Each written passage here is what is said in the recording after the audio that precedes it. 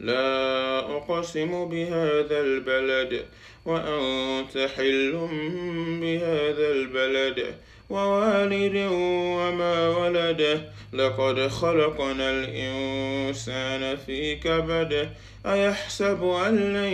يقدر عليه أحد يقول أهلكت مالا لبدا أيحسب أن لم يره أحد ألم نجعل له عينين ولسانا وشفتين وهديناه النجدين فلاقتحم العقبة وما أدراك ما العقبة فك رقبة أو إطعام في يوم ذي مسغبة يتيما ذا مقربة أو مسكينا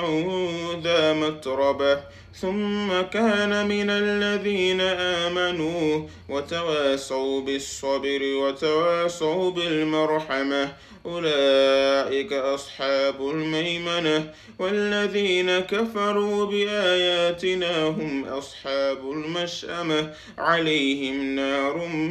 مؤصدة